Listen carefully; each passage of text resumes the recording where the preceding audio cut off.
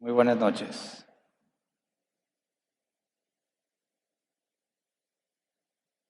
Hoy vamos a darle otro avance al capítulo 5, no lo vamos a terminar. Nos vamos a enfocar a estudiar lo que la NBI subtitula como el caso del pobre. Tiene que ver con lo que vimos el miércoles pasado, el sacrificio de expiación por los pecados de omisión y las excepciones que Dios permite en el caso de los pobres. La semana pasada, en principios del capítulo, vimos que había 4 casos en particular de pecados de omisión que Dios permitía que se solucionaran por medio de un sacrificio, porque todo pecado consciente merece la muerte. Pero en este caso hay 4 excepciones. Número 1, negarse a declarar. Cuando viste algo, eras convocado por medio de un juramento. Si te negabas, eras culpable, eras considerado cómplice del malhechor.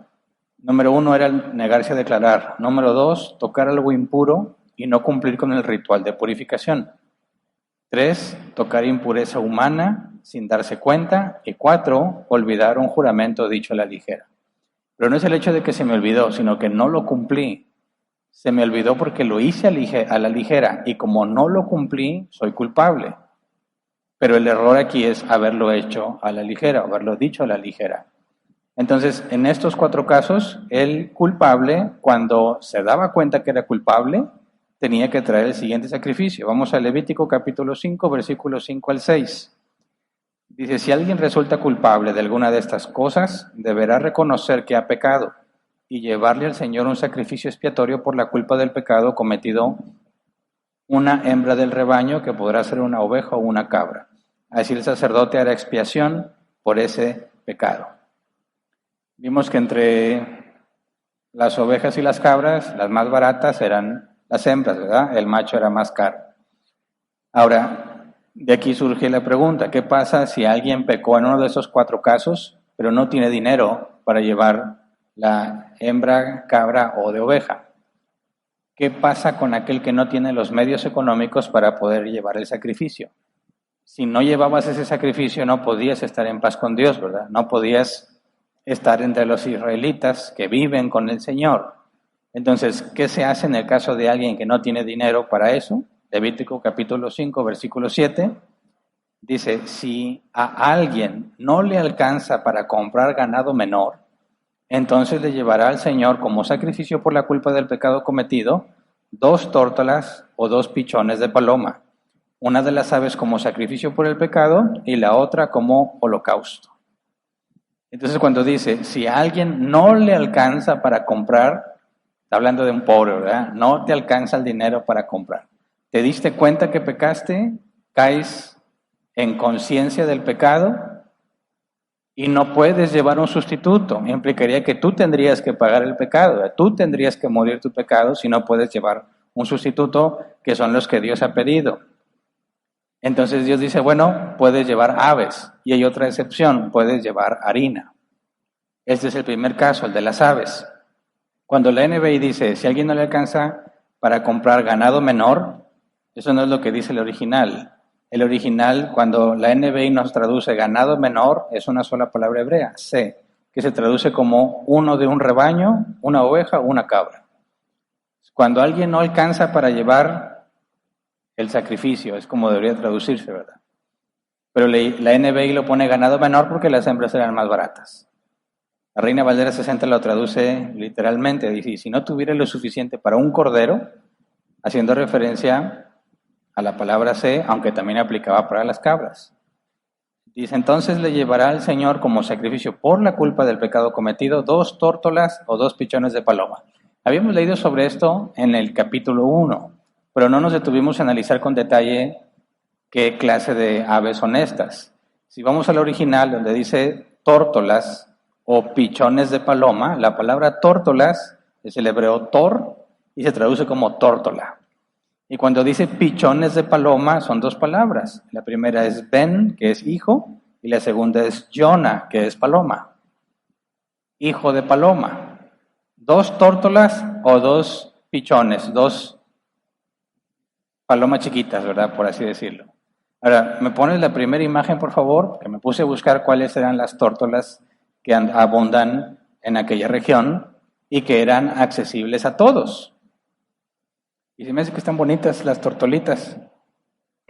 Esas son. Y según tengo entendido, son muy abundantes en aquellas regiones. Cualquiera podía tenerlas o comprarlas. Era algo muy, muy barato. Entonces, la primera opción era llevar tórtolas. Y como no se especifica que sean hijas de tórtolas, ¿verdad? Pues eran adultas, así como las que están en la imagen. En el segundo caso son los pichones de paloma. Así que me ponen la siguiente imagen para ver cómo son las palomas en Israel. Yo dije, ¿con qué tan diferentes serán las palomas allá? Y pues no, son iguales, ¿verdad? Son las mismas palomas. Son iguales. Ahora, estas son imágenes de allá, ¿verdad? Pero me pregunté, ¿cómo son los pichones de paloma? ¿Alguna vez has visto un pichón de paloma? Yo nunca los había visto, nunca. ¿Me ponen la siguiente imagen, por favor? Y están bien feas. No están para nada bonitas, ¿verdad? Digo, las palomas adultas se ven bonitas, así pachoncitas, pero sí, chiquitas, dices, ah, caray, nunca me hubiera imaginado que eso es una paloma, digo, eso es un pájaro enfermo, pensaría yo. Pero esos son los pichones de paloma. Ahora, ¿me ponen la siguiente imagen, por favor? Donde viene el crecimiento desde que es un huevo hasta que es casi adulta. Día 1, 2, 6, 10, 15 y 20. Y si te fijas, las imágenes que te mostré corresponden con el día 2, ¿verdad? La imagen anterior. ¿Cuántos días debía tener el pichón de paloma que se podía llevar? No se especifica. Pero cualquiera de esos, hasta el día 20, todavía no se consideran adultas. Entonces, podía ser uno de esos, así, feitos, pobrecitos. Pero son los que Dios pedía. Ahora dice, regresando al versículo, una de las aves como sacrificio por el pecado y la otra como holocausto. Es decir, 2 tórtolas o 2 pichones. Una tórtola para sacrificio por el pecado y la otra como holocausto. Pero no una tórtola y un pichón de paloma. No, era de lo mismo. 2 tórtolas o 2 pichones de paloma. Uno y uno no se podía. Dice el comentario de Helicos, el pobre que no podía traer una oveja o una cabra, podía traer 2 tórtolas, ya que eran abundantes y baratas en Palestina. Como las partes de grasa de la paloma o la porción que era para el altar no se puede separar del ave, como vimos que se hacían los otros sacrificios, y como la quema de ella destruiría por completo el carácter de la ofrenda por la culpa y la convertiría en un holocausto completo, 2 palomas debían ser traídas. O sea, como no se puede hacer lo mismo que se hacía con las ovejas hembras o cabra hembra que se ofrecía, que se tenía que separar la grasa es para Dios y luego se quemaba el resto, dice el comentario de pues una se hacía como símbolo de la separación de la grasa y la otra la que se quedaba en el altar. Traes 2 para simular el sacrificio. Luego, proceso que se tenía que seguir con las aves, Levítico 5, versículo 8 al 10. Se las llevará al sacerdote, quien primero ofrecerá el ave para el sacrificio expiatorio. Para esto le retorcerá el cuello, pero sin desprenderle de toda la cabeza. Luego rociará un poco de la sangre del sacrificio expiatorio en un costado del altar y al pie del altar exprimirá el resto de la sangre. Es un sacrificio expiatorio. Con la segunda ave hará un holocausto como ya ha sido prescrito. Así el sacerdote hará expiación por el pecado cometido y ese pecado le será perdonado. Ahora, se las lleva al sacerdote y dice, primero se toma una ave, primero es el sacrificio expiatorio y luego el holocausto. Primero tienes que arreglar la situación de tu pecado, luego el holocausto que era olor fragante a Dios, ¿verdad? Se ofrecía la víctima entera, pero era olor fragante a Dios. No puede haber olor fragante a Dios sin primero hacer la expiación del pecado. El orden aquí es importante. Entonces, se le tenía que retorcer el cuello sin desprenderle de toda la cabeza, rociar un poco de la sangre del sacrificio en un costado del altar y exprimir el resto al pie del altar. Según el comentario de Helicos, dice, en el tiempo o en el período del segundo templo, el sacerdote se dirigía al cuerno suroeste del altar. ¿Se acuerdan que el altar tenía cuernos, verdad? Las 2 patas del ave se sujetaban entre 2 dedos y las 2 alas entre 2 dedos. No entendí si eran de la misma mano o 2 dedos y 2 dedos. Luego dice, estiraba el cuello de la víctima a lo largo de sus 2 dedos y ahí ya me perdí. ¿Cómo le haces para estirar el cuello de la víctima si tienes las patas en una mano y las alas en la otra? Ya no le puedes estirar el cuello. Entonces concluyó que es 2 dedos y 2 dedos, ¿verdad? O 2 dedos y 2 dedos, de alguna manera. Porque con la otra mano, dice, estiraba el cuello de la víctima a lo largo de sus 2 dedos y lo cortaba con la uña del pulgar, rompiendo el vaso sanguíneo del cuello. Entonces, de alguna manera, con una mano la sostenía y con la otra, con la uña, le cortaba la vena para que se desangrara. ¿Cómo traía la uña el sacerdote? Me imagino que se dejaba la uña larga, ¿no? Que si no, ¿cómo le haces? Bueno, yo he visto unos que siempre andan con la uña del dedo chiquito larga y les, ¿por qué? Ah, es que toco la guitarra, dice. Hombre, se sacan la cerilla, por eso lo traen. Entonces, dice que le debes de torcer el cuello, pero en el segundo templo se le cortaba la vena. No sé por qué la variación. Versículo 10, con la segunda ave hará un holocausto, como ya ha sido prescrito. ¿Cómo fue prescrito? Como dice el capítulo 1. Vamos a Levítico, capítulo 1, versículo 14 al 17. Si alguien ofrece al Señor un holocausto de ave, deberá presentar una tórtola o un pichón de paloma. Si te fijas, es exactamente el mismo requerimiento, ¿verdad? Versículo 15, el sacerdote llevará el ave al altar para quemarla. Le arrancará la cabeza, después exprimirá la sangre en un costado del altar y le quitará también el buche y las entrañas y las arrojará hacia el costado oriental del altar, donde se echa la ceniza. Después la desgarrará por las alas, pero sin arrancárselas. Entonces el sacerdote la quemará en el altar sobre la leña encendida. Es un holocausto, una ofrenda presentada por fuego de aroma grato al Señor. No nada más se echaba hacia que se queme, tenían que despedazarla, ¿verdad? Desgarrarla. Ahí, ¿qué es lo que está comunicando? La paga del pecado. Porque aunque no es un animal grande, como una oveja o una cabra, es tu sustituto y se representa gráficamente cómo debe pagar por el pecado, cómo debe ser destrozado, desfigurada la paloma, que es lo que vemos después que sucede con Cristo. Entonces se presentaban las 2 aves del mismo tipo, 2 tórtolas o 2 pichones de paloma, una con un proceso, la otra con otra. Una se derramaba la sangre, la otra se quemaba completa, pero primero desgarrándola. Segundo caso, el caso de la harina, Levítico 5:11. Si a esa persona tampoco le alcanza para comprar 2 tórtolas o 2 pichones, presentará entonces en sacrificio expiatorio, como ofrenda por el pecado cometido, 2 litros de flor de harina. Como se trata de un sacrificio expiatorio, no se le pondrá aceite ni incienso. Entonces aquí estamos hablando del caso más serio de pobreza. El pobre más pobre entre los israelitas no le alcanzaba para comprarse 2 tórtolas ni 2 pichones de paloma. Tenía que entonces ofrecer harina. Presentará entonces un sacrificio expiatorio como ofrenda por el pecado cometido, 2 litros de flor de harina. Flor de harina es una sola palabra en hebreo, solez, que se traduce como harina fina. Flor de harina es harina fina. Entonces, fíjate, no cualquier harina es aceptada y en el otro caso, no cualquier ave es aceptada. Dios sigue diciendo qué, cómo y bajo qué circunstancias, ¿verdad? No lo deja al criterio del pobre. No le dice, bueno, como estás pobre, pues tráeme lo que tengas. No. Tiene que ser lo que Dios especificó y como Él lo especificó, y aunque sea harina, hay un sacerdote de por medio, ¿verdad? El proceso de Dios se sigue cumpliendo tal como Dios lo ha estipulado, aunque permite que lo que se ofrece varíe según la condición económica de la persona.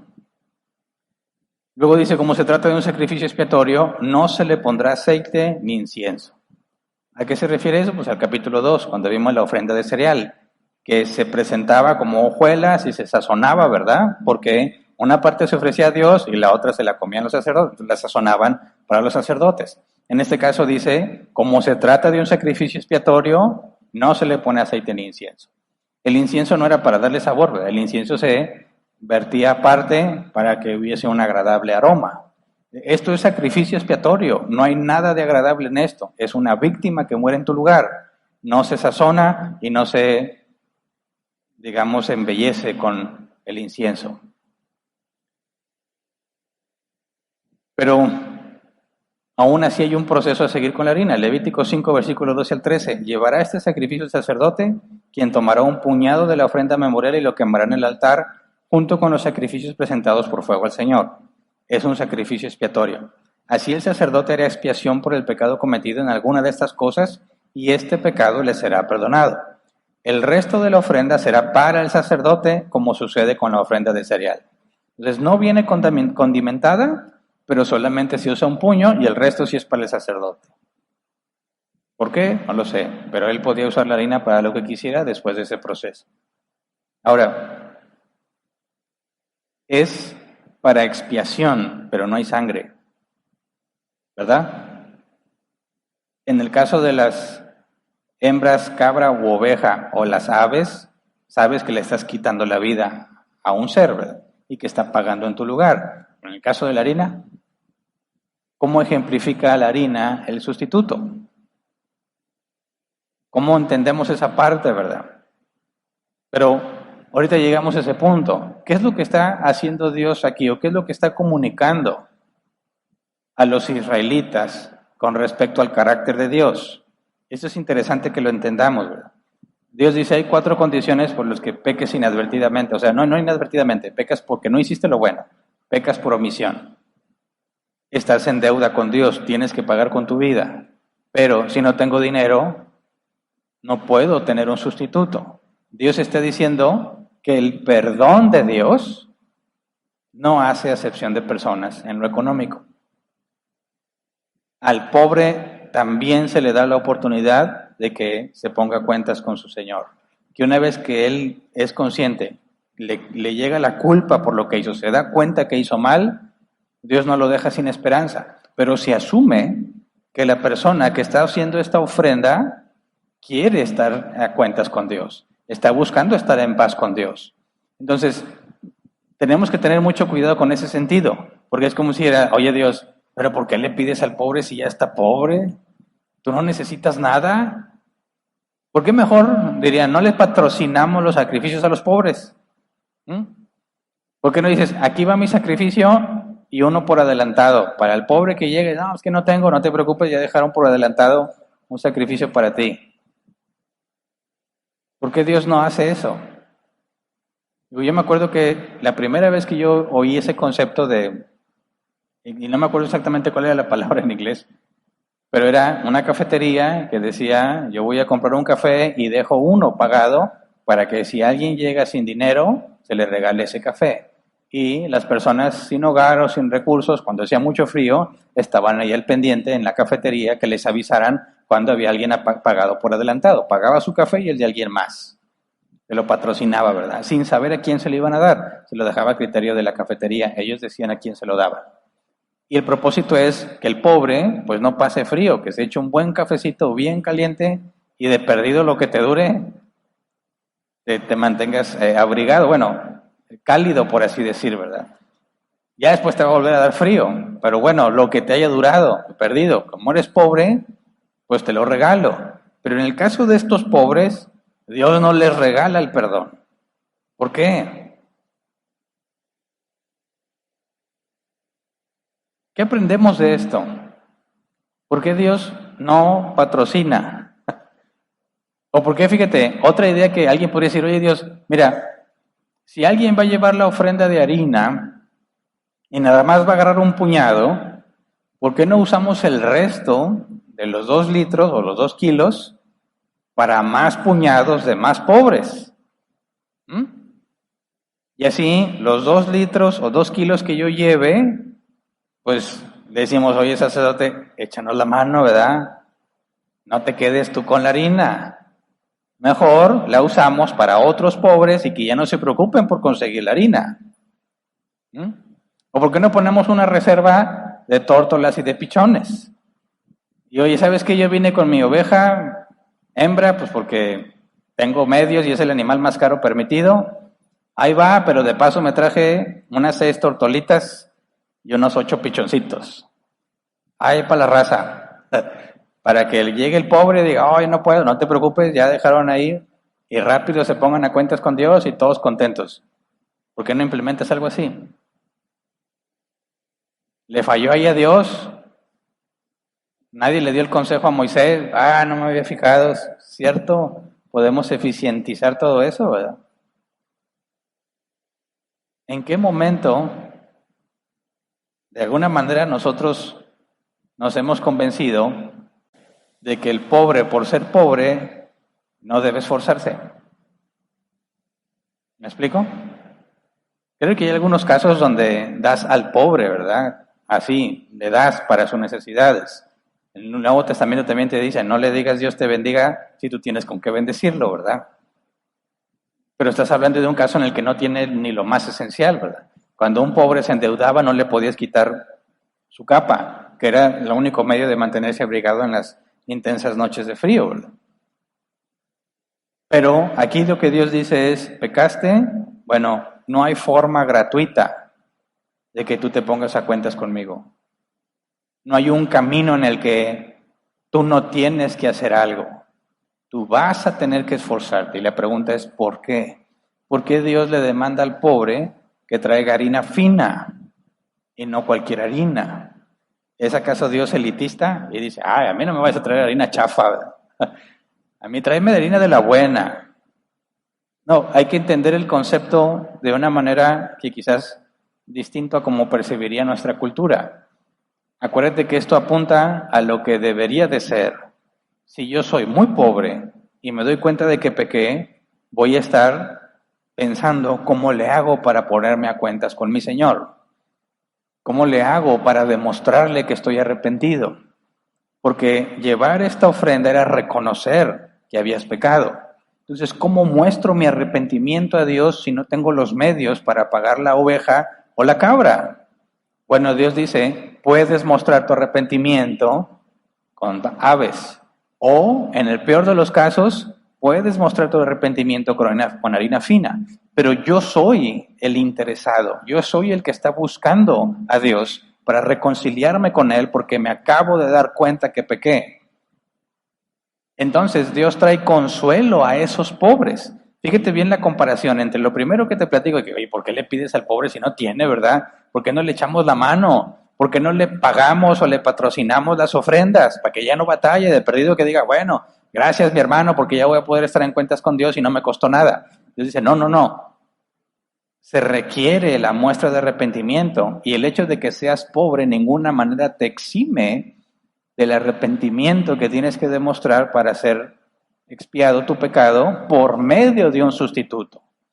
Eso tiene que ver directamente con nosotros los cristianos y con entender correctamente qué significa que Cristo pagó nuestro pecado. Porque algunos tuercen esa doctrina para justificar su propio pecado. Dicen, como Cristo ya pagó, no importa que yo lo haga, como quiera Dios me perdona.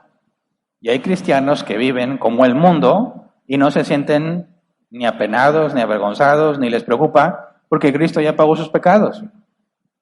Entonces, como el sustituto ya fue provisto, ya no hay nada que yo deba de hacer.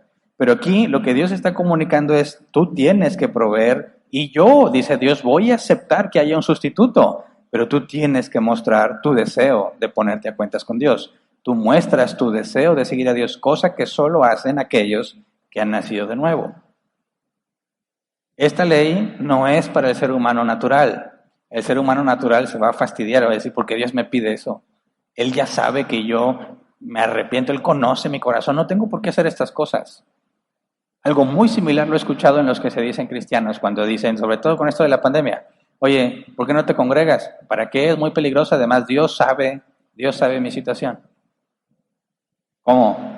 O sea, me estás diciendo que no requieres hacer ningún esfuerzo por cumplir lo que Dios ha dicho, porque Dios ya sabe tu situación. No tiene sentido. No dejen de congregarse, como algunos tienen por costumbre. Hoy es que tengo dificultades.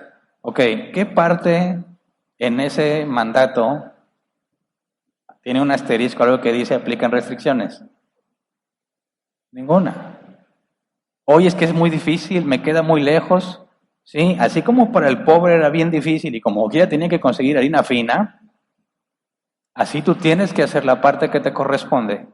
Aunque Dios está diciendo, yo voy a aceptar eso como sustituto, pero tú vas a tener que esforzarte para que en conjunto con la gracia que Dios está dando, las cosas funcionen. Por eso dice la Escritura que la fe, sin obras, es muerta. Fíjate, ¿a qué nos está llevando eso? ¿Por qué le demanda a los pobres? Porque la fe sin obras es muerta. No basta con que yo diga, yo creo en Dios y sé lo que es bueno.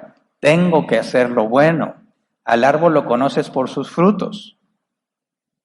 Entonces debemos tener mucho cuidado de interpretar correctamente esto y no decir, ¿cómo es que están oprimiendo al pobre? ¿Por qué lo descalifican? Al contrario, Dios está diciendo al pobre, hay esperanza, a pesar de que no tiene los medios para hacer lo que deberías de hacer.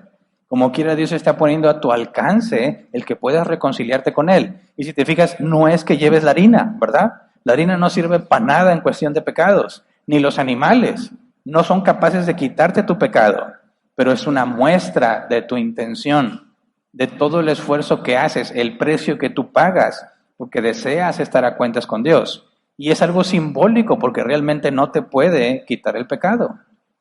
Apunta a lo que Jesús haría, pero en ninguna manera transmite la idea de que tú no tienes que hacer nada. No importa qué tan pobre seas, tenías que conseguir harina fina. Tenías que demostrar que estás arrepentido y que tu deseo es reconciliarte con Dios. Entonces, si eres muy pobre, decías, bueno, tengo dos opciones, o las aves o la harina. Alguien que busca reconciliarse con Dios, que necesita a Dios para que lo perdone, podría decir, pues soy pobre, pero pues vamos a llevar la harina, no, porque nos ahorramos lo de las tortolitas. Ya se desvió de la intención, ¿verdad? Si soy pobre, tengo que esforzarme por llevar las aves. ¿Por qué? Porque yo quiero reconciliarme con Dios. Le voy a dar lo mejor que pueda dentro de mis capacidades, dentro de mis limitaciones. Así que un pobre no escogía si esta vez aves o harina. Se debía de esforzar por llevar las aves, dado que era imposible para él conseguir las cabras o las ovejas. Pero de ninguna manera decir, como soy pobre, pues la harina. Al cabo Dios sabe que tengo necesidades. No, ahí ya estás mostrando algo muy distinto a lo que se supone que debe de pasar contigo si eres siervo de Dios. Por eso es muy importante que nos congreguemos sin importar qué tan difícil te resulta congregarte. Porque habla de qué valor tiene Dios para ti. Y es por eso que si las iglesias solo transmitieran y no se reúnen, están perdiendo mucho. Sí, necesitamos estar aquí y estar diciendo, ya están los niños llorando. Es necesario. Hoy no me deja oír la señora y no calla el niño. Estaría mucho más a gusto en mi casa, con toda la tranquilidad, como quieres oír el ruido, ¿verdad? En los audios, pero mucho menos. ¿Por qué mejor no me quedo en la casa? Hombre, el calor que hace aquí. ¿Qué necesidad? Mira, ¡pic! Climita, taquitos de barbacoa, la Biblia, para validar lo que estoy diciendo, sin niños llorones, sin sudar la gota gorda, sin alguien que me tapó el abanico, me puse aquí porque me da el aire y alguien se pone ahí. Y no está así exquisito como para que el aire fluya, ¿verdad? Lo tapa. ¿Por qué? Porque es la parte que te corresponde para obedecer a Dios. Es donde ejercitas lo que Dios te ha dado, muestras la evidencia de la fe que Dios ha puesto en ti, aprendes a soportar al hermano, vienes a edificar a los hermanos en Cristo, aunque no te haya tocado servir, el hecho de que estés aquí motiva a los demás, a los que estuvieron luchando y no querían y ven que aquí están los demás, qué bueno que vine, ¿verdad? Cuando no vienen, y luego yo no tengo ganas de venir, pues los demás tampoco vienen. No es excusa y es un pésimo argumento, pero así pensamos, ¿verdad? Entonces fíjate el enfoque. Los pobres, aunque son pobres, deben llevar lo mejor que puedan. Luego, ¿qué hay con la harina como expiación, sin sangre? ¿Por qué? Mira, vamos a Levítico 17:11. Dice, porque la vida de toda criatura está en la sangre. Yo mismo se la he dado a ustedes sobre el altar para que hagan propiciación por ustedes mismos, ya que la propiciación se hace por medio de la sangre. Expiación, propiciación, expiación, quitar el pecado, propiciación, aplacar la ira. Son cosas inseparables, ¿verdad? La sangre es la que hace propiciación o te pone a cuentas con Dios, por así decirlo. Pero en este caso estamos viendo que la harina era un sacrificio expiatorio. ¿Por qué dice aquí? La propiciación se hace por medio de la sangre, pero lo que estamos estudiando es se hizo por medio de harina. Ah, pero es harina fina, no tiene nada que ver. ¿Por qué si dice sangre? ¿Por qué Dios ahora permite harina? Y luego si vamos a Hebreos 9:22, que toma como referencia Levítico 17:11, Hebreos 9:22, de hecho, la ley exige que casi todo sea purificado con sangre, pues sin derramamiento de sangre no hay perdón.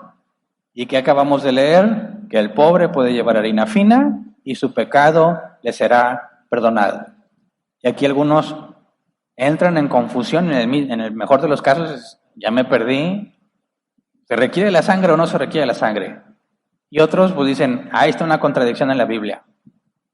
Literalmente dice que la harina será sacrificio expiatorio y su pecado le será perdonado. Y luego dice que es por medio de la sangre, ¿verdad? Sin derramamiento de sangre no hay perdón. ¿Es esto una contradicción? No. Y antes de explicar por qué, quiero ponerte otro ejemplo que también dice Hebreos 9, que me parece que si resolvemos este ejemplo, resolvemos el de la sangre y la harina. Vamos a Hebreos 9:27. Dice, así como está establecido que los seres humanos mueran una sola vez y después venga el juicio. Y después dice que Jesús ofreció una sola vez y para siempre, ¿verdad? Pero el punto es, los seres humanos mueren una sola vez y después el juicio. ¿Cuántas veces debe de morir un ser humano? Una sola vez y después el juicio. Bueno, pregunto, ¿cuántas veces se murió Lázaro? Al menos dos, ¿verdad? No sé si Dios por medio de alguien lo volvió a resucitar, pero al menos dos. La hija de Jairo, al menos dos. El hijo de la viuda, al menos dos. Y muchos otros ejemplos. ¿Qué pasó? ¿No que está establecido que mueran una sola vez y después el juicio? Y yo te puedo citar al menos 3 casos donde murieron al menos 2 veces. ¿Es esto un problema de contradicción bíblica? No. Y es exactamente el mismo ejemplo de lo que dice que sin derramamiento de sangre no hay perdón por los pecados. ¿Por qué? Porque la regla es que el hombre muere una sola vez. Esa es la ley natural, ¿verdad? Todos morimos una sola vez. Pero si Dios hace una excepción, esa excepción no altera la regla. El hecho de que Lázaro haya muerto 2 veces en ninguna manera contribuye a que tú vayas a resucitar, ¿verdad? El hecho de que Dios interviniera en la vida de Lázaro y lo resucitara y muriera 2 veces, en ninguna manera altera la regla de que todos morimos una sola vez. ¿Qué pasa con el derramamiento de sangre para perdón de pecados? Esa es la regla. Por eso yo dije muy claro, hay 2 excepciones. Excepciones. El de las aves, que como quiera hay derramamiento de sangre, y el de la harina. Pero es una excepción que Dios hace para beneficio del pobre. Pero la excepción no altera la regla. Lo que comunica el sacrificio es la sangre. Es el derramamiento de sangre. La vida de otro tiene que ser entregada en tu lugar. ¿Y por qué la harina? Es una concesión que Dios da al pobre. Pero en ningún momento se altera la regla. Aparte, no era el hecho de derramar la sangre. Sabemos que eso, la sangre de un animal no te limpia de pecado ni te pone en paz con Dios. Es un símbolo, algo que apuntaba a lo que Dios mismo haría, ¿verdad? Cuando viene a tomar carne humana y da su vida por nosotros. Entonces, el principio es inamovible. Tiene que pagar con vida, pero la excepción de la harina o la excepción en Lázaro, la hija de Jairo, el hijo de la viuda, en ningún momento alteran la regla. Así que no hay contradicción. Dios es quien puso las leyes y Él se reserva el derecho de alterarlas, como cuando Jesús caminó sobre el agua. ¿Quién más caminó sobre el agua? Pedro. un ratito, pero caminó sobre el agua. Ah, entonces yo también voy a poder, porque si Pedro pudo, yo, nada que ver, la regla sigue siendo la misma, nadie puede caminar sobre el agua a menos que la congele o aumente su densidad, ¿verdad? No sé si han visto esos videos donde puedes caminar sobre líquidos. Bueno, búsquenlo y hay unos muy bonitos donde se ve que está así la alberca y pasan corriendo como si nada. Dice, milagro, no, es la densidad del líquido que está ahí, ¿verdad? Pero la regla general, que nadie puede caminar sobre el agua. Y el hecho de que haya habido algunas excepciones, en ninguna manera se altera la regla. Así que podemos ver cómo Dios pone al alcance de los pobres el mismo beneficio que los que no son pobres. Ahora, esto me lleva a un último punto. ¿Cómo podemos imitar este carácter de Dios, estas reglas de Dios en nuestros tiempos? ¿Cómo hacemos para transmitir este mismo concepto de que los cristianos que son pobres, número uno, no se sientan excluidos de lo que Dios hace o de lo que puede beneficiarlos de parte de Dios porque son pobres, y que tampoco concluyan que entonces alguien más les va a hacer el trabajo o les va a pagar lo que ellos tienen que hacer porque son pobres? Y yo me acuerdo mucho, y dime qué opinas, o no sé si tú llegaste a vivir algo similar. Yo me acuerdo mucho, recién me convertí. En la iglesia en la que yo estaba venían predicadores muy famosos de distintas partes del mundo. Y unos eran muy buenos predicando. Por supuesto que yo no tenía ningún punto de comparación, ¿verdad? Era nuevo en el cristianismo, no sé ni quién es quién. Decía, este es bien famoso. O porque ahí vendían su música en las librerías cristianas, este es famoso. Y te ponías a escuchar lo que enseñaban y decías, oye, aprendo mucho. ¿Quién sabe si lo que me enseñaban estaba mal, verdad? No sabía ni tenía la capacidad de discernirlo.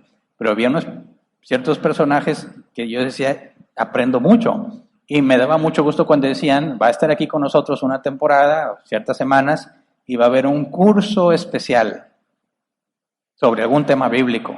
Y a mí me apasionaba mucho. El problema es que decía, y tiene costo. Y bien caro. Decía, no, pues no. Aunque me esforzara, no había forma de que yo pudiera pagar eso. Y yo veía a los que sí podían pagar, no les interesaba. Y es, ¿qué te pasa? Tú tienes el dinero y no lo usas para aprender. Yo no tengo y quiero y no puedo. Y me quedé sin aprender muchas cosas, ¿verdad? ¿Por qué? Porque no tenía dinero. Ahora, ¿se parece eso en cierta manera a lo que estamos viendo hoy de poner al alcance de las personas un beneficio de parte de Dios sin importar su situación económica? Podríamos decir que el pobre no debe tener beneficio aprender lo mismo que uno que sí puede pagar aprendería. A mí me parece que eso no es congruente. ¿Por qué enseñarle a los que sí pagan y a los que no pagan no? ¿Cuál es mi propósito? ¿Obtener dinero? Ah, bueno, por eso entiendo. Y sí, reconozco que a veces hay que pagar un local, ¿verdad? O los viáticos y la transportación del maestro que trajiste. O la compensación por todo el tiempo que va a invertir enseñándote. Pero esos son costos que tú tienes que trasladar, no los puedes convertir en un negocio donde te quedas aparte con ganancia, porque consciente o inconscientemente estás marginando al que no tiene dinero para pagar. Le estás diciendo, tú como no tienes dinero no vas a poder aprender. Ser pobre te niega el aprendizaje que puede serte muy útil para la vida cristiana, para tu caminar en santidad, para que conozcas cada vez más a Dios. Y eso se me quedó muy marcado. ¿Cómo le hacemos para que no importa si tienes dinero o no, aprendas y tengas el mismo beneficio que el que sí puede pagarlo? Pues haciéndolo gratis, ¿no? Ah, pero no voy a darle el curso a su casa. Va a tener que venir. No le vamos a cobrar, pero se va a tener que esforzar para venir. ¿Me explico? Ahí como que empezamos, me parece, es mi opinión, que decimos, oye, es un beneficio, de gracia das lo que de gracia recibiste, alguien se pone a aprender, va a enseñar, no cobra nada, se elimina la distinción de si tienes o no tienes. Pero cuando dice, va a ser aquí y en este horario, te vas a tener que esforzar por ir. Y si no tienes, pues ya sea que te vayas caminando o que pidas para el camión. ¿A alguien le tocó esa técnica de, digo, no sé qué tan cristiana sea la técnica, pero que dice, híjole, tengo que tomar 2 camiones, pero nomás tengo para uno. Pero ibas, tomabas ese camión y ya en el centro ponías a decirle a la gente, oye, ¿tienes un peso para el camión? Un peso para el camión, un peso para el camión, y así de a peso juntabas para el segundo camión y te ibas. Y de regreso la misma técnica, estando allá alguien, ¿y quién trae un peso para el camión? Y así la hacías de ida y de venida. No tenías el dinero, pero toda la intención de aprender y te las ingeniabas para poder moverte. No te da vergüenza. Bueno, al principio sí da vergüenza, ¿verdad? Porque piensas que te van a decir, no, no te voy a dar un peso, y siempre se siente feo que te digan que no. Bueno, a mí sí me hace pensar dos veces. Si me van a decir que no, a veces prefiero decir, no, mejor ni pregunto. Pero cuando realmente estás interesado, buscas la forma y se te quita la vergüenza o te la aguantas. Pero no es, eres pobre, ten todo lo que... No, no, no, no. Damos la oportunidad igual, pero te vas a tener que esforzar por venir. Nos hemos enfocado en eso desde que pensamos con árbol plantado. Que no haya distinción entre quién tiene y quién no tiene. Todos tienen la misma oportunidad de aprender si te interesa. Ah, pero lo tienes difícil, no tienes dinero. Ok, esfuérzate por venir. Tampoco vamos a ir a decir, bueno, no te preocupes, yo te llevo y te traigo y te acuesto en tu camita y te pongo la colchita y su besito, buenas noches. No, no, no. Esfuérzate. Por lo demás, oportunidad igual para todos, pero esfuérzate. Así que ninguno de nosotros que sea pobre esté esperando que hagan las cosas por él o que le resuelvan la vida. Tienes que hacer tu esfuerzo, demostrar tu interés. Y los que estamos poniendo al alcance de las personas algunos, digamos, beneficios para aprender o para avanzar en las cosas de Dios, asegúrate de no hacer distinción entre el que tiene y el que no tiene. En el caso del pobre, como dice Levítico, me parece que es muy claro que esos son los puntos que Dios comunica. Tienes o no tienes, está el medio de gracia para reconciliarte con Dios, pero te tienes que esforzar. Enfoquémonos en eso, en todo lo que hacemos, aún con nuestros hijos en casa.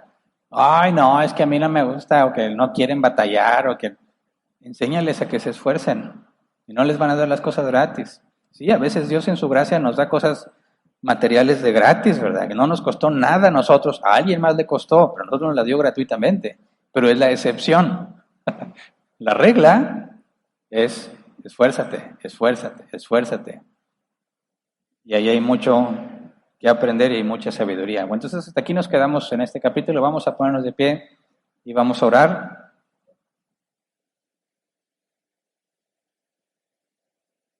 Si estamos pobres, la excelente noticia es que Dios también considera a los pobres.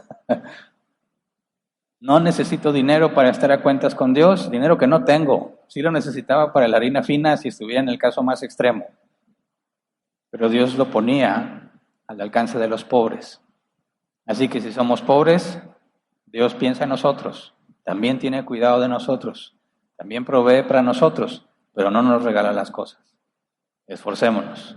Y si no eres pobre, no veas a los pobres como personas que necesitan que les regale las cosas. Digo, a nadie nos va a disgustar que nos regales algo.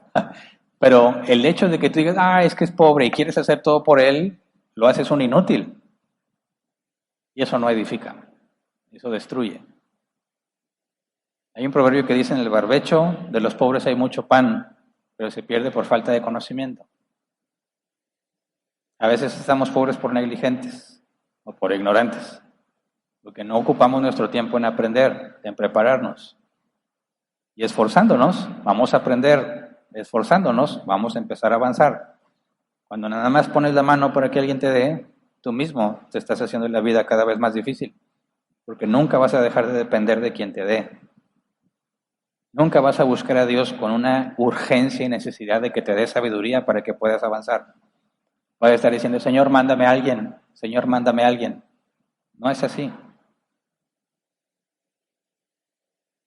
Bienaventurados los pobres, dijo Jesús. No, nada más está hablando ahí de los económicamente, pobres en espíritu, los que desean justicia, los que desean la riqueza que viene de Dios, no la material. Y depende de con quién nos comparemos, todos caemos en el lado de los pobres. o de los que tienen mucho, depende de quién te compares. El punto es que, seas pobre o no, aprendamos la perspectiva bíblica de qué es lo que Dios pide de los pobres, para que podamos ser conscientes, congruentes y glorificar a Dios, seas pobre o no, en la manera en que lidiamos con la pobreza entre nosotros. Así que vamos a orar. Señor, te damos muchas gracias porque todos necesitamos de ti, Señor. Porque todos tenemos dificultades, todos somos personas que fallan, que se equivocan, que pecan, que se rebelan, pero tú, Señor, eres fiel. Y en tu misericordia, Señor, y por gracia, nos has dado todos los tesoros en Cristo. Somos coherederos en Cristo gratuitamente, Señor.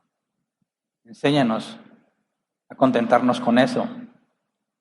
A pesar de que tengamos carencias materiales, somos ricos en el reino de los cielos, en lo que está por venir. Enséñanos a poner los ojos en el reino de arriba, Señor, y no en el de aquí de la tierra. Pero al mismo tiempo, líbranos de nosotros mismos, de caer en el conformismo, en la negligencia, resignarnos a que no podemos avanzar o que no tenemos opciones. Señor, ayúdanos a confiar en ti. Aunque no tengamos, demos nuestro mejor esfuerzo para ti, Señor. Que hagamos todo como para Dios y no como para los hombres. Que dependamos de ti, Señor. No en el sentido de que estemos perezosos esperando que nos proveas, sino que reconocemos que somos incapaces, pero que tú nos capacitas. Que somos ignorantes, pero tú nos puedes hacer sabios. De manera que podamos resolver nuestras dificultades. Para nosotros es imposible, Señor, pero para ti todo es posible. Líbranos, Señor, de no caer en ningún extremo, de no querer hacer todo por los pobres, evitando que se esfuercen, y si somos pobres, Señor, tratando de evitar el esfuerzo y que alguien nos regale o nos pague lo que debemos nosotros generar por nosotros mismos. Enséñanos a esforzarnos, sea cual sea nuestra condición económica, a mostrar obras, frutos de arrepentimiento, como dice tu palabra, de crecer en santidad, vivificándonos y mortificándonos, para que cada vez más la imagen de tu Hijo esté clara en nosotros, que sea perceptible no solo para nosotros, sino para todos los que nos rodean.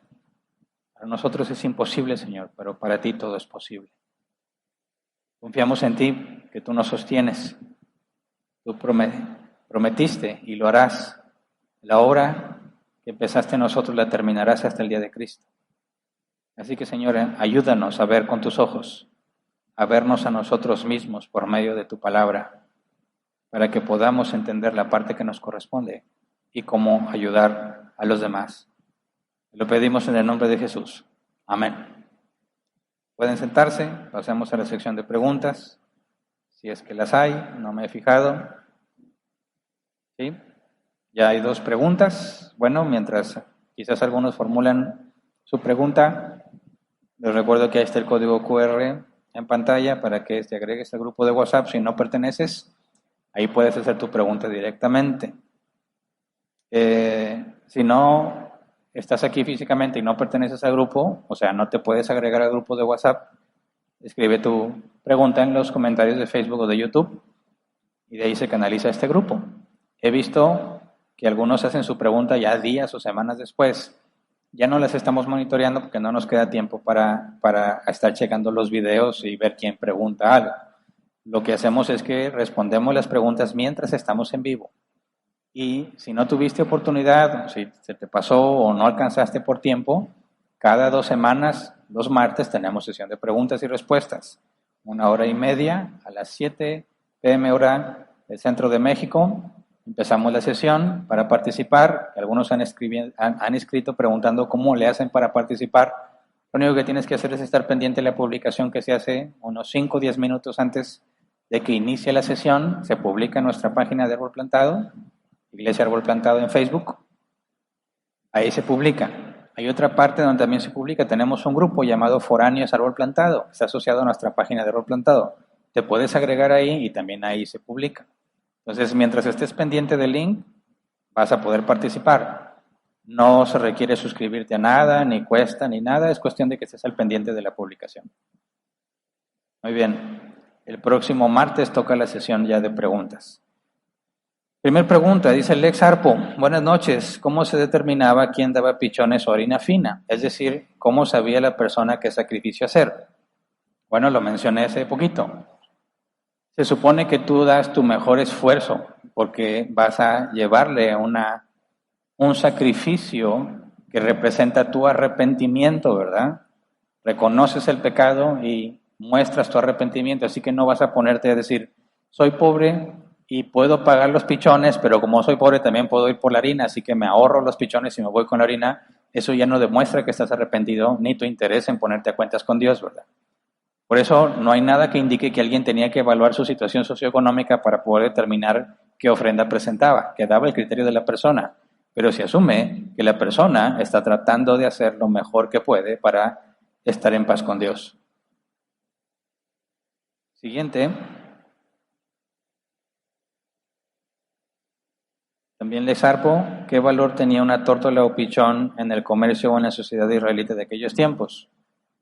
No, en los tiempos de aquí de Moisés no tengo idea y no encontré ningún comentario que me diera algún costo aproximado, pero si sabemos que mientras más hay, más barato, y dice que abundaban, entonces tenía que ser muy accesible, pero no encontré ese dato.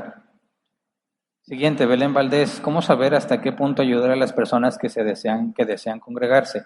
Ejemplo, ofrecer llevar otra vez las personas a la iglesia o separándoles lugar en el registro. La verdad es que uno se siente mal que el día que tú no lo haces no van o se les complica. Mira, yo hace muchos años pasé por esa situación y llegué a esta conclusión. Y tiene que ver con lo que estudiamos hoy.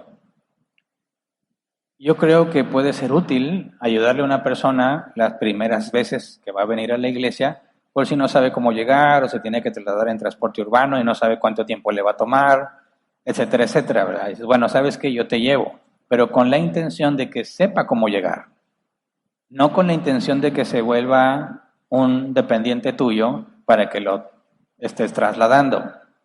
¿Por qué? Por lo que estudiamos. Se tiene que esforzar, tiene que mostrar su interés en congregarse. Entonces, cuando tú lo llevas y siempre lo llevas y luego no lo llevas y no viene, me parece que a reserva de que haya sucedido algo fuera de su control, el mensaje es claro, no le interesa como para moverse él solo. ¿Y de qué sirve traer a una persona a la iglesia que no está dispuesta a venir por sí misma? Que viene si la traes. Pues no, ¿para qué la traes? Que no venga.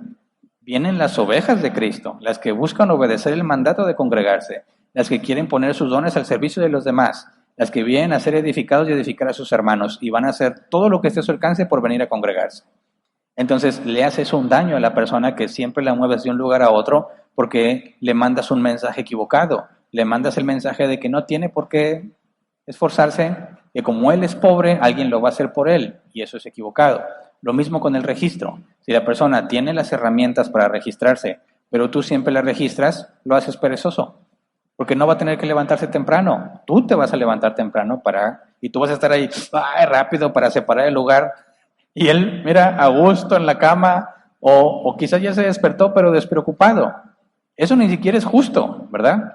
Entonces, si al principio no saben del registro y quieren venir, pues le dices, mira, yo te registro esta primera vez o la segunda vez y te explico cómo lo haces para que lo hagas tú solo. Y ahí tú de inmediato filtras. Oye, ¿por qué no viniste? No, es que es muy complicado el registro. Ah, bueno, ¿sabes qué? Está bien, no hay problema. Tú ves, no le interesa, ¿verdad? ¿No le interesa? Ok. No tienes por qué estar tú invirtiendo tiempo y esfuerzo para estar registrándolo cuando ya queda evidenciado que no le interesa. Así que es bueno que los ayudes al principio para que entiendan cómo es, para que sepan cómo llegar, porque quizás no son muy rápidos porque son nuevos en el registro, pero los tienes que dejar a ellos solos para que den evidencia de si realmente vienen por convicción propia o vienen porque simplemente tú los traes, ¿verdad? O tú los registras. Siguiente. Mrs. Carrigard. El pastor de una congregación es endurecido en su corazón por Dios, como lo dice Proverbios, que llega al punto de olvidarse del temor de Dios y solo quiere lucrar y se olvida de Dios. No. Quien llega a ese punto de que Dios lo endurece es porque no es hijo de Dios, ¿verdad? Porque la Escritura dice que Dios al que ama, al que recibe por hijo, lo azota, lo corrige. Endurecer el corazón es lo que dice Romanos 1, lo entrega a sus propios pensamientos, a sus propias pasiones, para que haga lo que no conviene. Y Dios nunca endurece a sus hijos, ¿verdad? Sí, a veces tolera su mal comportamiento, que los va a llevar a la disciplina, pero siempre hay disciplina. Endurecer a alguien no es nunca referenciado a un hijo de Dios, ¿verdad? A un nacido de nuevo. Sí, nos rebelamos, cada vez que pecamos nos rebelamos, pero Dios nos disciplina, nos corrige, nos instruye, su Espíritu Santo nos guía a la verdad. Cuando alguien es endurecido, ahí está la muestra de que el Espíritu Santo ya no lo está guiando, no lo está persuadiendo ni convenciendo de pecado, ¿verdad? No hay vida en esa persona, puesto que ha sido entregado a sus propios malos deseos. Entonces, si alguien es pastor, lo primero que tienes que asegurarte es que pastor, el título de pastor lo puede tener cualquier persona. Aún puede hacerse pasar, puede ser un satánico haciéndose pasar por cristiano y lo nombran pastor. El hecho de que tengas el título de pastor no significa que seas un pastor según Cristo, porque lo que la Escritura enseña es que Dios es quien instituye a los pastores y nos da las evidencias de a quienes ha llamado por medio de los requisitos que vemos en 1 Timoteo 3 y en Tito 1. Esa es la evidencia de que Dios ha llamado a un hombre. Cuando tú me dices, hay un pastor que Dios endureció y ahora se olvidó, ¿no? Dios, en ese contexto, Dios no endurece a sus hijos. Siguiente.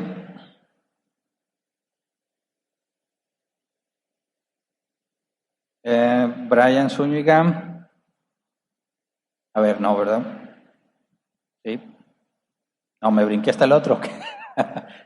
Aquí estamos, porque estamos a 11. No, se me movió aquí, se fue hasta el 4 a la semana pasada. Ya. Aquí está la siguiente. También Carrigard dice, ¿cómo se llega a ese punto de ceguera luego de conocer la verdad y encima siendo salvo teniendo el Espíritu Santo? No. La Escritura dice aquellos una vez iluminados, que gustaron el don celestial, aprobaron del Espíritu Santo y aún así despreciaron la gracia, no hay más sacrificio por sus pecados. Tienes, por ejemplo, a Judas como el ejemplo más claro de esta circunstancia, personas que Jesús las califica como cizaña, se parecen mucho al trigo, pero no es trigo, y la evidencia es que no da fruto, ¿verdad? Son muy parecidos en cuando van creciendo, pero al momento de dar fruto, la cizaña no da fruto. El trigo se doblega por el peso del fruto y la cizaña se mantiene erguida. Hay personas que parecen cristianas, pero Jesús dijo, cuidado, ¿verdad? A los árboles los conoces por sus frutos. Entonces, no es cristiano el que se congrega en una iglesia cristiana, es cristiano el que tiene frutos que demuestran que es cristiano. Así que no te confundas, nadie puede ser cristiano y luego dejar de serlo. Nadie puede, teniendo el Espíritu Santo, entregarse a los placeres del mundo. Es una contradicción bíblica, no existe eso. Siguiente, Noemí de Alba. Buenas noches, pastor. Estoy en una crisis económica de gran magnitud, pues estoy desempleada y soy el sustento de un hogar junto con mi hijo. Le he pedido a Dios que me dé un empleo, pues tengo una carrera universitaria y aún así llevo meses desempleada y no sé si estoy orando de mala manera. ¿Cómo debo pedirle a Dios que me dé un empleo? Gracias y buenas noches. Mira, Dios no nos concede las cosas porque se las pedimos de buena manera. La Escritura dice que Él conoce nuestras necesidades, ¿verdad? Si nosotros siendo malos sabemos darle buenas cosas a nuestros hijos, si tu hijo te pide de comer, no le das un escorpión, le das de comer. Si nosotros sabemos hacer eso, cuanto más el Padre. Así que necesitas un enfoque diferente. No es que Dios esté escuchando que oras y le pides y Él dice, no me lo pediste correctamente, así que no te ayudo. No, eso no hace un padre, ¿verdad? Eso no hace un padre con su hijo que le dice, papi, ayúdame, tengo mucha hambre. Y dice, ¿cómo? ¿Y no dijiste esto? Entonces no te voy a ayudar. Eso es lo opuesto, ¿verdad? Lo que un padre haría. Lo que tú tienes que entender aquí es que Dios siempre escucha nuestras oraciones. Siempre. Es más, sabe lo que vas a decir antes de que lo digas. Pero no todo Dios lo va a responder con un sí. Muchas cosas van a ser un no. Y normalmente cuando responde no, es porque no necesitas eso que estás pidiendo, porque ya tienes la solución a tu alcance y muchas veces no la hemos visto. Lo que tienes que hacer es esforzarte por administrar lo que tienes. Y si Dios lo permite, este domingo vamos a hablar de eso. Y voy a tratar de poner ejemplos claros de cómo pensar en una administración bíblica cuando estamos en una situación muy crítica económicamente. ¿Cuál es el enfoque a seguir?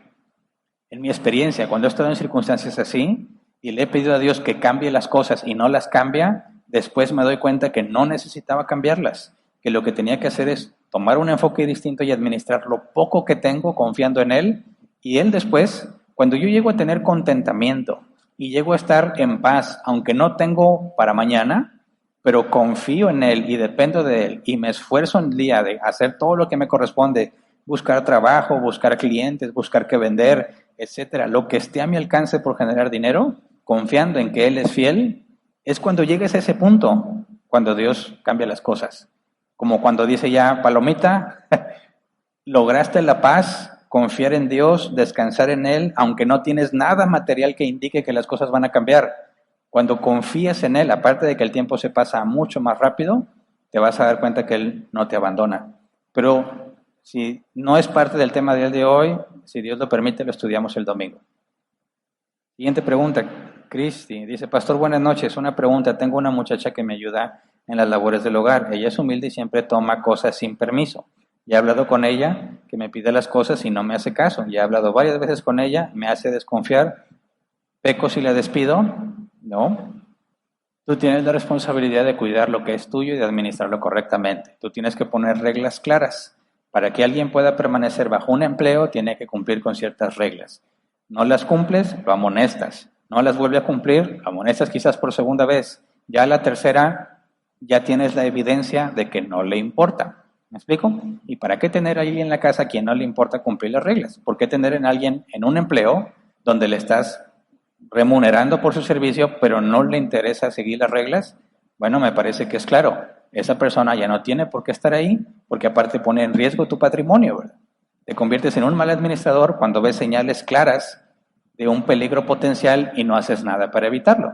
Dice un proverbio que el que ve venir el mal y no se aparta es como el necio, ¿verdad? Que ve que viene el mal y se estrella contra él, pero el avisado ve que viene el mal y se aparta.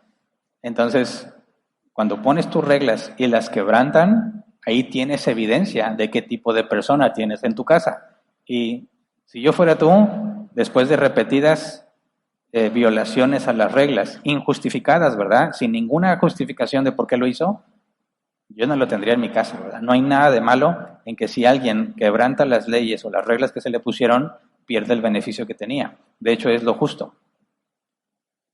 Siguiente, buenas noches. ¿Qué se hacía con todo lo almacenado por los sacerdotes, ya que era mucha ofrenda? Bueno, es que todavía no llegamos a la conclusión de cuántos sacerdotes eran, pero eran muchos sacerdotes y se repartía entre todos. Pero más adelante, de hecho, Levítico va por ahí de los capítulos 17, creo, en adelante, empieza a decir cómo es el proceso de los sacerdotes, cada que llevaban cierto sacrificio, qué tenían que hacer y qué parte les corresponde. Así que más adelantito vamos a llegar a ese punto. Siguiente, Gabriela dice, buenas noches, ¿cómo debemos ayudar a las viudas o huérfanos en las iglesias? ¿Deben estar activos trabajando en la iglesia? Bueno, no se especifica en el caso de los huérfanos, pero sí en el caso de las viudas. Pablo le dice a Timoteo, si no me equivoco, ¿cuáles son los criterios para que las viudas estén en la lista de ayuda? La que fue fiel, ¿verdad? Que tuvo un buen testimonio, que fue buena esposa, que se mantiene sirviendo en la iglesia, y no me acuerdo cuáles son los requisitos. La que cumplía con eso podía recibir ayuda de la iglesia. Pero si era una viuda joven, se les recomendaba que se casasen. No que se agregaran a la lista de la iglesia, porque según Pablo luego andan perdidas en los placeres o se entregan al mundo. Se les recomendaba que se casaran mejor. También Pablo dice que antes de ayudar o poner en la lista una viuda, se tienen que asegurar que sea su familia quien les provea. Son primero los familiares los que se tienen que hacer cargo. Pero cuando tienes una viuda desamparada que cumple con esos requisitos, la responsabilidad pasa a la congregación y la congregación tiene que proveer para esa viuda. Pero tienes que seguir la lista de requisitos bíblicos. Porque de lo contrario tendrías una viuda entregada al placer que la iglesia sostiene y eso ya no es correcto, ¿verdad? Siguiente, Laura Gutiérrez, pastor, quiero cumplir la parte de congregarme, pero no encuentro iglesia bíblica. Soy de Ibagué, Colombia. ¿Cómo me podrían ayudar? Bueno, si por favor escríbenos un mensaje a Árbol Plantado a la página de Facebook para que te pasen un link con un directorio de iglesias que supuestamente, no nos consta, se supone que tienen doctrina bíblica. En algunos casos hemos pasado ese directorio y ayudado a personas que encuentren iglesia bíblica. En otros casos me han dicho, fui a las iglesias que estaban ahí y no tienen doctrina bíblica, así que no puedo asegurar que las iglesias que aparecen en ese listado, que es del Ministerio de Coalición por el Evangelio, se supone que hay un acuerdo doctrinal, ¿verdad? Que ellos tienen que confirmar lo que indicaría que tienen buena doctrina, pero decir que sí estás de acuerdo, pues es un checkbox que cualquiera puede poner. Así que si mandas un mensaje, con gusto te pasamos ese link para que busques en ese directorio por si hay una iglesia bíblica cerca. Si no, es lo que siempre recomendamos. Ora a Dios, ponte a estudiar. Si puedes, acompáñanos, empieza a estudiar la serie de fundamentos, empieza a aprender lo básico del cristianismo, compártelo con otros lo que estás aprendiendo. Hay dos opciones. O hay una iglesia bíblica cerca de ti y aún no la encuentras y hay que hacer tu esfuerzo por recorrerlas. O quizás Dios te use para empezar un grupo de estudio que se convierta en una iglesia bíblica, que es lo que sucedió con nosotros. Cualquiera de las dos hemos visto que sucede. Hay un grupo en Bogotá, Colombia, que siguió ese mismo proceso, buscó iglesias, no encontró, se pusieron a estudiar, hicieron su esfuerzo, resulta que sí había una iglesia bíblica y terminaron congregándose ahí. En otros casos hemos visto que empezaron una congregación y están empezando a avanzar hablando del evangelio bíblico. El punto es que a pesar de que no encuentres dónde congregarte, eso no significa que Dios te ha abandonado. Simplemente aún no te ha revelado qué va a hacer contigo. Pero persevera y es cuestión de tiempo y lo vas a descubrir cuando Él ponga las evidencias claras. Y ya, ¿verdad? Bien, muchas gracias a todos por su esfuerzo, estar aquí, aunque son pobres. Los que sean pobres, qué bueno que se esforzaron, así es lo correcto. Y si Dios quiere, nos esforzamos todos también para venir el domingo, ¿verdad? Ahí están las ofrendas, hay avisos. Si has dejado un objeto olvidado dentro del auditorio, puedes pasar a recepción por él. Ya saben, se ha avisado varias veces, un objeto perdido, pasen a reclamarlo si es suyo. Y un último aviso, vamos a publicar, si Dios quiere más al rato, una reunión extraordinaria de la Asamblea de Árbol Plantado, de los miembros, por motivos de disciplina. Hemos llegado al tercer paso de Mateo 18, en un caso particular, y necesitamos convocar a la Asamblea para hablar sobre la excomunicación o la situación que se va a enfrentar, dado que no hay arrepentimiento del miembro de la Iglesia. Así que nos vemos como hijos de Dios, como congregantes bíblicos, con el compromiso de reunirnos cuanto antes, y la convocatoria es este domingo al terminar, para aprovechar que ya estamos aquí. A partir del viernes van a aparecer dos eventos disponibles, reunión general, que es para cualquiera congregante o miembro, y junta extraordinaria, que solo va a permitir el registro de miembros. Va a estar programado para que terminando la reunión del domingo general, después demos un pequeño lapso de tiempo y luego pasemos a la asamblea para tratar este asunto de suma importancia, según el proceso que Jesús encomendó en Mateo 18, versículo 15 al 17. Así que ese es un llamado a todos los miembros de Árbol Plantado para que asistan, registren. Acuérdense que lamentablemente se nos redujo el aforo, así que todos los que puedan registrarse tenemos la obligación de estar aquí presencialmente para lidiar con este asunto de disciplina y buscaremos la manera de transmitirlo, que todavía no es seguro, pero es muy probable que ya no transmitamos por Facebook este tipo de juntas.